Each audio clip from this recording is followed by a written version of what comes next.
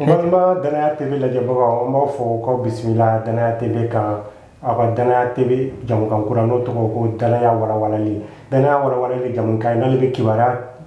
bakurubaw ta min kɛra wagati laban kɔnɔna na k'olu walawala aw ɲɛna ka sɔrɔ an ma degun ka taga ɲini yɔrɔ jan Danaya TV ka maa fila b'aw bolo kɛnɛ kan n'o ye ne Bubakari Labasi Kone ale ni Ibrahima Sakɔ ye n'ale bɛna walawalali caman di an ma kibaruya kɔnɔna na Ibrahima Sakɔ n bɛ foli dɔ lase an ka lajɛbagaw ma.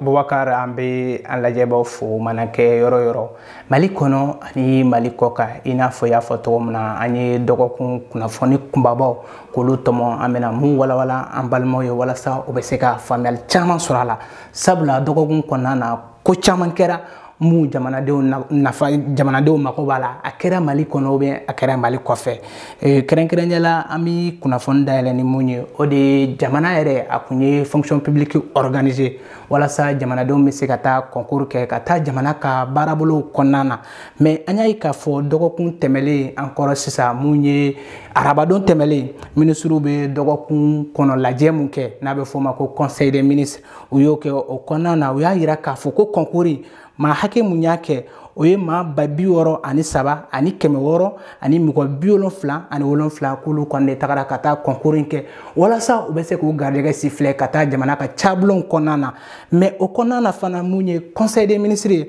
u y'a yira k'a fɔ ko maa 20 olu kɔni ka gafew kɔni kuma ye ko gafew de tɔmɔna ka bɔ maa minnu taara k'u bɛ taa concours kɛ olu ka gafew la k'a fɔ gafe mun kun b'u bolo gafe ɲuman tɛ n'a b'a fɔ o ma ko faux diplôme. Conseil des ministres y'a yira a ka kumaw kɔnɔna na k'a fɔ ko maa minnu kɔni bɛ ni faux diplôme yer'u bolo k'u kɔni bɛna bila sariya tigilamɔgɔw ka bolo kan walasa sariya k'a ka baara kɛ ka kiiri tigɛ ko maa ninnu u tɛna to ni ɲaginbali k'u bɛ ɲagin ko sabula ni nin continuera jamana kɔnɔ k'a bɛ se ka na ni gɛlɛya ye ko donc nin bɛ kɛ kangɛrɛmada ye ka ɲɛsin maaw ma maa minnu bɛ yen n'a b'u kɔnɔ u bɛ fɛ ka na gafe kolonw ta ka taga jamana ka concours kɛ walasa ka don jamana ka baarabulon kɔnɔ k'u kɔni bɛ na dankari o la ko maa ninnu u bɛ ɲagin ko wa dossier mun y'u ka dossier ye k'a dira kiiri tigɛbaaw ma u bɛ baara la n'Ala sɔnna a tɛna mɛn ko maa ninnu u bɛna wele bɔgɔ jelilen kan walasa u ka t'u yɛrɛ ɲɛfɔ wa u y'a yira k'a fɔ ko mun ye maa 844 ani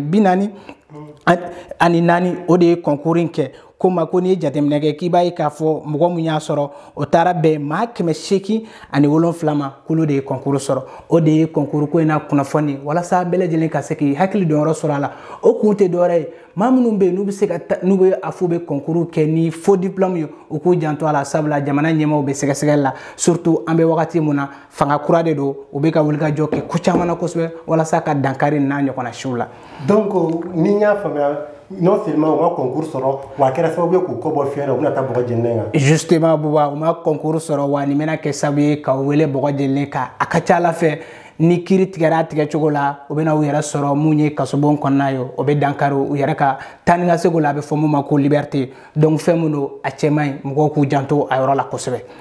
O kuma kɔnɔna na i da tunna yɔrɔ dɔ la n'o ye kasobon ye ko kibaruya dɔ bɛ ka ɲɛsin kasoladenw ma a bɛ se ka kɛ kasoladenw ka tare don wa ou tare tɛ. Justement ni tɛna kɛ tare y'u bolo sabula n'i y'a ta k'a lajɛ kunnafoni yɛrɛ mun bɛ kasobon kun kan n'o ye maison centrale d'arrêt de Bamako ye o de ye k'a fɔ ko kɔni falen bɛ i b'a fɔ dakɔnɔ ɲi sabula jama ka ca kosɛbɛ n'i ye maison centrale d'arrêt yɛrɛ ta k'a lajɛ i b'a ye k'a fɔ maa 400 ɲɔgɔn na olu de place bɛ a kɔnɔna na mais jateminɛw y'a yira k'a fɔ ko jama ka ca kɔnɔ kosɛbɛ fo ka taa se maa 2000 ɲɔgɔn ani kɔ ma donc gouvernement yɛrɛ bɔra k'a fɔ a ka communiqué la kɛrɛnkɛrɛnnenya conseil des ministres communiqué la k'a fɔ k'u bɛ ka wulikajɔ kɛ walasa ka se ka maison centrale d'arrêt dɔ jɔ Keɲoroba o bɛ kɛ sababu ye ka se ka dɔ bɔ maison centrale de Bamako o jama la sabula organisation minnu bɛ yen dɛmɛbagajɛkulu minnu bɛ yen n'olu bɛ ka adamadenya hakɛw lakɔlɔsi olu ka wulikajɔ caman na wagati tɛmɛnlenw na o y'a yira k'a fɔ ko mun ye kasoladenw ye k'u yɛrɛ ni hakɛ ka kan k'u ka hakɛw kan ka labato maa 400 bɛ mara yɔrɔ min na k'an kana maa 2000 mara donc u ye wulikajɔ caman k'a la o kɔrɔ b'a yira k'a fɔ o wulikajɔ ye a ye nafa dilan sabula gouvernement y'a yira k'a fɔ k'a bɛna maison centrale dɔ jɔ Keɲoroba mun bɛ kɛ sababu ye ka dɔ bɔ maison centrale d'arrêt de Bamako jamana walasa kasoladenw u yɛrɛ kana tɔɔrɔ seleriw kɔnɔna na u fana ka hakɛw olu ka labato donc ni mun bɛ sen na nin bɛ n'a fɔ maa kuraw kun bɛ kasobon de kan o kɔni ma di kasoladenw parce que maa kelen bɛ si yɔrɔ min na n'i ko maa 5 ka si o bɛ kɛ degun de ye. Ibrahima Sakɔ n'i ko ko kaso i ko ko justice i ko ko bɔgɔ kana justice kungo kan an y'a mɛn ko kibaruya kuraw bɛ yen nɔ o ye kibaruya jumɛn ye nɔ i t'o walawala ye. Justement Boubacar mun ye kiiritigɛbolo kuma kunnafoni caman bɔ o sanfɛ kɛrɛnkɛrɛnnenya la an b'a ye k'a fɔ i b'a fɔ ko kiiritigɛlaw yɛrɛ dama olu de kɔni bɛ ka tɛlɛ saran kosɛbɛ parce que mun ye président de la transition colonel Assimi Goïta n'ale yɛrɛ bɛ jate sariya an ka sariyaw fɛ i n'a fɔ jamana yɛrɛ kiiritigɛ fɔlɔ kiiritigɛba fɔlɔ n'o ye premier magistrat du pays ale ni Cheikh Mohamed Cherif n'ale kun ye avocat général ye Cour suprême yɔrɔ la olu kɔni bɛ ɲɔgɔn na parce que mun ye président de la transition colonel Assimi Goïta ale kɔni y'a wele bɔgɔ jenilen ka kɛrɛnkɛrɛnnenya conseil supérieur de la magistrature la u y'a wele conseil de discipline na ka d'a kan jateminɛw y'a yira k'a fɔ ko a ye ko dɔw kɛ wagati tɛmɛnlenw na minnu bɛ bɔ baara cadre kɔnɔna na nka mun ye Cheikh Mohamed Cherif ye a fana ko a tɛna ko bila ten a ye wulikajɔw caman kɛ mun b'a yira k'a fɔ k'ale ma foyi kɛ mun bɛ dankari baara la. Mun ye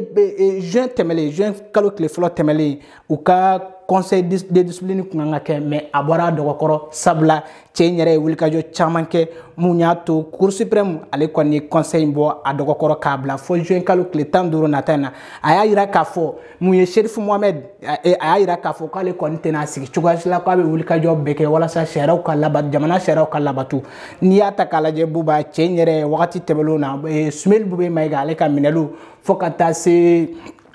Madame Fili Sissoko ale ka minɛliw la a y'a yira k'a fɔ k'olu minɛna minɛ cogo min na ko minɛ cogo ninnu ma ɲɛ o kɛra sababu ye o y'a sɔrɔ a ye avocat général ye Cour suprême de la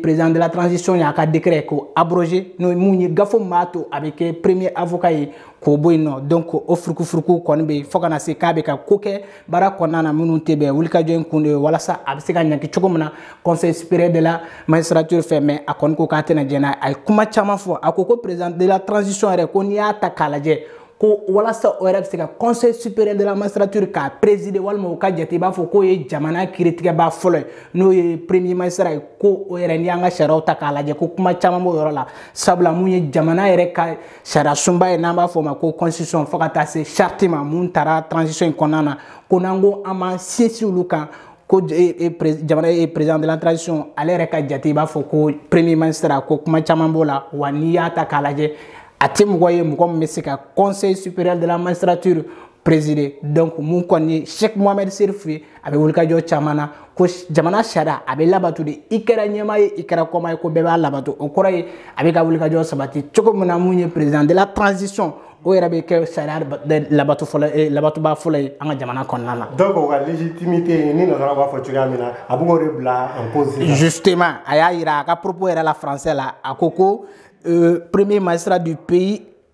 et président du Conseil supérieur de la magistrature sont légitimement discutables pour être juridiquement contestables au regard de notre constitution, de la charte de la transition et du droit international. Donc, il y a des fautes. Justement, il y a légitimité comme il faut avec au déblat en cause. Qu'on y a un chara sumbata kala ya munye constitution, faut que ta charte de transition ma, faut que ta chara munu me jamana kofe, no niveau international, qu'on a un 6 jours beka. Ko kuma caman bɛ fɔ Assimi k'a fɔ k'a bɛ conseil supérieur de la magistrature k'a b'o présider walima a bɛ jate i b'a fɔ k'ale de ye jamana magistrat fɔlɔ ye ko kuma caman b'o yɔrɔ la. j'espère que kunnafoniya in dilen filɛ nin ye caman faamuya n'o la nka n'an bɛ taa an bɛ ye bamananw ka kuma don ko n'an bɛ taa an bɛ se. siga foyi t'a la. n'an bɛ taa an bɛ se o b'an se yɔrɔ min ma n'o ye tolon fanfɛla ye farikolo ɲɛnajɛ. Ayiwa sɔni an ka se farikolo jɛ ma Buba an bɛ dɔɔni fɔ mun ye lakanako ye sabula wagati labanw na an y'a ye k'a fɔ an ka sɔrɔsiw u kɔni ye minɛn caman sɔrɔ minɛn minnu bɛ kɛ sababu ye k'a to u bɛ kɛlɛ kɛ u bɛ se ka jugu kɛlɛ fo ka taa se an nimisi wasa yɔrɔ la nka n b'a la tile filanin na sabula jateminɛw y'a yira k'a fɔ mun ye se ka bɔ Douazan ka taa gauche fo ka taa o ɲɛfɛlaw la ko bamancikɛla dɔ bɛ ka sira tigɛ an ka mobiliw ye a bɛ depuis dɔgɔkun tɛmɛlen kuma in bɛ sen na wa a bɛ ka persister dɔw yɛrɛ y'a yira bi k'a fɔ k'u bɛ ka mɔgɔw f'u ye ko wa u bɛ ka avancer ka se ka mobiliw bali u ka voyager o sira ninnu kan o tɛmɛlen kɔfɛ kunnafoni dɔw y'a yira bi fana k'a fɔ mun ye Sevare ani Banyangara ɲɔgɔn cɛ dugu dɔ bɛ n'a bɛ fɔ ma ko Sango hakila dugu in tɛ dugu dogolen parce que wagati tɛmɛlenw na mɔgɔ dɔw taatɔ la foire la ka to dugu in foire la u ye mobili in bɛɛ jeni ka a n'a kɔnɔna mɔgɔw k'u bɛɛ jeni mɔgɔ caman bɔra a kalama a ye dusukun kami kami kosɛbɛ ko o dugu kelen de ko don ko wa bi mun ye attaque dɔ ye k'o de kɛra dugu in na ye nka a masiba o de a hɛrɛ bonyana n'a masiba ye sabula ko MINUSMA ka cɛdenw kun ka surun yɔrɔ in na kɛrɛnkɛrɛnnenya MINUSMA ka cɛden minnu bɛ yen n'olu bɛ Sénégal n'olu bɔra Sénégal k'olu ka surun olu kun ka surun yɔrɔ in na olu kɔni wulikajɔ sabati joona joona walasa ka se ka dankari bamaci ninnu na ko nka u kɔni sera k'an ka bolimafɛn kelen camion kelen k'o jeni nka a ma kɛ komi a kɛra dangale wali sugu dɔ ye ka se ka tiɲɛli caman kɛ donc o kumaw de bɛ sen na lakanako hukumu kɔnɔna na. Yan'an ka tɛmɛ o yɔrɔ kan i ko ko MINUSMA cɛdenw kun bɛ yen nɔ k'olu nana kɛnɛ kan joona yaasa ka se ka intervenir pour que ka ko masiba dɔgɔya wagati laban in donna furugufurugu bɛ maliyɛn dɔw bɛ ka wuli ko MINUSMA ka taga ka bɔ yen nɔ o n'a kuma ɲɔgɔnna caman et puis MINUSMA yɛrɛ ka fɔ la k'olu ka mandat kɔnɔna na k'olu man kan ka kɛlɛ kɛ. Contradiction dɔɔni b'o yɔrɔ in na dɛ. Oui justement MINUSMA n'i ye MINUSMA yɛrɛ ka mandat ta k'a lajɛ Buba u bɛ mun fɔ a la k'u bɛna ka na walasa lakana ka sabati jamana kɔnɔ k'olu bɛna de pour maintenir la paix o de u tɛ kɛlɛ kɛ nka k'u bɛ lakana de sabati jamana kɔnɔ donc k'u nakun de y'o ye nka n'i y'a ta k'a lajɛ u ka gafew la fana u b'a fɔ ko ni dan bɛna kari jamanadenw na k'u yɛrɛ bɛ se ka wuli ka muguciw kɛ donc n'u nana sisan ka wuli k'an ka sɔrɔsiw dɛmɛ walasa dan kana kari jamanadenw na u ma b'u ka mission kɔnɔna na an b'a fɔ ko hali sisan u b'u ka hakɛ kɔnɔna na donc minnu bɛ k'a fɔ ko MINUSMA ka taa bi bon peut-être an tɛ n'u jalaki nka u k'a dɔn k'a fɔ ko u ka kɛlen bɛɛ tɛ juguman ye u bɛ dɔw kɛ minnu bɛ se ka kɛ o ma di an ye nka u bɛ dɔw fana kɛ minnu bɛ yen n'o bɛ taa an yɛrɛ ka intérêt la i n'a fɔ n'a ɲɔgɔnna caman mɔgɔ min kɛra sababu ye ka se ka jugu bali ka dankari a ka cɛdenw na o ye hɛrɛ de y'an ma wa mɔgɔ min kɛra sababu ye fana walasa an bololamaramanfɛnw kana jeni o ye hɛrɛ y'an ma donc n'an bɛ kɛlɛ ninnu kɛ an k'an jija an k'a kɛ fana hakili kɔnɔ a bɛɛ kana kɛ k'a fɔ fɛn o fɛn bɛ ka kɛ o si ma ye dɔw ka ɲi voilà. D'accord faamuyali sɔrɔla o yɔrɔ la. An bɛ sɛnsɛn ka se yɔrɔ jumɛn na sisan. An bɛ continue toujours ni lakanako bunakun ye Buba n y'a fɔ n ka kuma kɔnɔna na sisan ko wagati laban in na an ka sɔrɔsiw u bɛ ka avion sɔrɔ u bɛ ka radaru sɔrɔ u bɛ ka armement caman sɔrɔ nka ni hakili b'a la cɔ wagati tɛmɛlenw na o kun ko an ka pankurun kɛlɛkɛ pankurun dɔ kɔni o kun bloquelen don Espagne jamana kan o kuma an ka jamana ɲɛmaaw wulikajɔ caman k'a la nka mun ye pankurun ye a kun ma se ka sen sɔrɔ fɔlɔ Faransi ka bɛnbɛn ani fo ka taa se Amérique jamana ma olu ka bɛnbɛnw na mun kɔni kun ye pankurun ye a kun bloquelen don Espagne jamana kan sabu o y'a yira k'a fɔ ko kɛlɛkɛ groupe dɔ bɛ yen nɔ n'u b'a fɔ mun ma ko Gacha n'olu ka surun an ka kɛlɛkɛcɛw la kosɛbɛ n'olu ka surun Mali yɛrɛ gouvernement na kosɛbɛ k'olu bɛ ka sɔrɔsi olu bɛ ka denmisɛnninw k'olu recruter ka don sɔrɔsiya la donc Américains y'a yira k'a fɔ k'u b'u contre la denmisɛnninw kana ta k'u don sɔrɔsiya la u y'o de kɛ ko o ye pankurun a bloqué kun ye nka a kun jɔnjɔn an kɔni an b'a dɔn k'a fɔ ma walawala kosɛbɛ mais Américains y'o k'u ka dalu ye nka an y'a ye k'a fɔ tile filanin na pankurun kɔni a nana Mali la wa k'a kɛra Mali ta ye mun ye oui a kɛra Mali ta ye mun ye chef d'état-major ye des armées Umar Jara ale yɛrɛ wulila ka taa pankurun kunbɛn mɔgɔ caman kun b'a nɔfɛ an ka sɔrɔsi ɲɛmaa caman kun b'a nɔfɛ walasa ka taa pankurun kɔni ka taa kunbɛn Senu aéroport la o tagalen u ye pankurun bisimila u yɛrɛ donna a kɔnɔ ka munumunu salo kɛ a bɛ fɔ mun ma ko visite guidée ka taa kɔnɔw lajɛ k'a lajɛ n'a sɔrɔ a ye wagati mun kɛ mɔgɔ tɛ ko cogo dɔn ne basi ma sɔrɔ mɔgɔ tɛ ko cogo dɔn donc ka danganiya k'a fɔ tiɲɛna a kɔni a bɛ gɛjɛgɛjɛ wa peut-être a espionner dɛ a bɛ fɔ n'a sɔrɔ u tɛ ka fɛn dɔ bila a la pour que ka na an sɛgɛsɛgɛ an ka kɛlɛkɛyɔrɔ la donc o kɔni kɛra tare bi o b'an ka jamana kɔnɔ o bɛna fara an ka kɛlɛkɛminɛnw kan walasa an bɛ se ka jugu kɛlɛ hali sini. Alors kibaruya jumɛn bɛ yen nɔ o kɔfɛ ka fara o kan Sakɔ. Ayiwa an bɛna se an ka ni kunnafoni kuncɛyɔrɔ la kunnafoni mun bɛ yen nɔ o tɛ dɔwɛrɛ ye o ye farikolo ɲɛnajɛ kunnafoni bɛɛ b'a dɔn k'a fɔ mun ye CAN 2023 a bolodalen don Côte d'Ivoire jamana kan donc a éliminatoires bɛ sen na walasa mun ye balontan kunfɔlɔ minnu bɛ kɛ walasa i ka se ka taa kɛnɛ kan n'a bɛ fɔ o ma ko éliminatoire o balontanw bɛ sen na donc o don fɔlɔw kɔnɔna na n'a bɛ fɔ ko première journée Mali ale ni Congo Brazzaville olu bɛ kari ɲɔgɔn na sini an fɛ yan Bamako stade 26 mars la donc o labɛnw bɛ sen na o cadre kɔnɔna na mun ye Mali degeden karamɔgɔ ye n'a bɛ fɔ a ma ko Eric Sheikh Shell ale kɔni ye kunnafonidilaw wele bi kana labɛn minnu sabatilen don walasa an bɛ se ka ni kuru saba parce que ni mɔgɔ bɛ ka jouer n'i y'a ci i bɛ kuru saba de sɔrɔ donc walasa an ka se ka kɔngɔ ci ka kuru saba in sɔrɔ ale kɔni nana ka n'o ɲɛfɔ a y'a yira k'a fɔ k'u ye dɔgɔkun kelen de k'a labɛnni la ko wa équipe dafalen don ko joueurs bɛɛ bɛ yan ko ni ala sɔnna a ma an kɔni an bɛna kɔngɔ ba de bɛ ci an ka stade 26 mars kɔnɔna na k'an ka kuru saba bila an kunna walasa sigana foyi kana don a la k'a fɔ ko kuru saba in kɔni anw y'o sɔrɔ an fɛ yan ka ban donc ko labɛnw bɛɛ kɛlen don n'ala sɔnna a ma ko an bɛna u ci k'an ka kuru saba bila an kunna o kɔrɔ ye jumɛn ye an ka bɔ ka taa an ka samatasegaw ka t'u senkɔrɔma don sini an ka bɔ ka ca bɛɛ ka taga parce que supporters jɔyɔrɔ ka bɔ ballontan na n'a bɛ wuli ka na ka kule a bɛ courage don joueurs la donc an ka wuli ka taga stade 26 mars kɔnɔna na an ka t'u senkɔrɔma don walasa i n'a fɔ an ka degeden karamɔgɔ y'a fɔ cogo min na an ka nin kuru saba bila an kun an ka na surafana t'o don ka sini n'ala sɔnna a ma. o bɛ bɛn heure jumɛn ma. a kan ka bɛn 19h wagati ma donc an ka wuli ka taa caya. 19h. ni ala sɔnna a ma donc an ka jija 16h yɛrɛ k'an sigilen sɔrɔ tribune sanfɛ stade 26 mars kɔnɔna na. u yɛrɛ ka na yɛrɛ u k'a ye k'a fɔ k'an pɛrɛlen. u k'a sɔrɔ anw sigilen bɛ k'u kɔnɔ sisan an tɛ ka foyi kɔnɔ a ye bi don an ka point saba bila an kun an ka taa so an ka taa surafana t'o dun.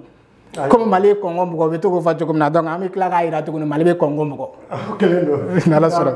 donc du coup je pense que kulu sera cɛ ma. Inch'Allah nin kɔni nin ye bi kunnafoniw cɛlen ye n'ala sɔnna an bɛ rendez-vous di minnu bɛ k'an lajɛ Mali kɔnɔ ani Mali kɔfɛ u k'u connectelen to Danaya TV la don o don an bɛna kunnafoni kunbabaw an b'o fara ɲɔgɔn kan k'a tɛntɛn k'a d'u ma walasa bɛɛ bɛ hakili dɔ yɔrɔ sɔrɔ a la Abuba. D'accord kuma ɲɛna i yɛrɛ ni cɛ i ka walawalali la an b'a dɔn kunnafoni sɛnsɛnlen i b'u ɲini et puis i bɛ sɛnsɛnlen di an ka mɔgɔw ma. ni ala sɔnna a ma an b'a sɛnsɛn k'a d'u ma f'u yɛrɛ nimisi bɛ wasa la u mana n'u connecté Danaya TV kan dɔrɔn u bɛ kunnafoni min ta o kɔfɛ u mago tɛ ka taa fan wɛrɛ fɛ tuguni a kɛrɛnkɛrɛnlen wa a walawalalen ani a jɛlen an b'o de d'u ma. D'accord donc an b'a fɔ aw ɲɛna ni cɛ aw ka lajɛli la nin tun ye Danaya TV walawalali kɛnɛ ye donc an b'a fɔ aw k'an bɛn a ɲɔgɔnna wɛrɛ ma.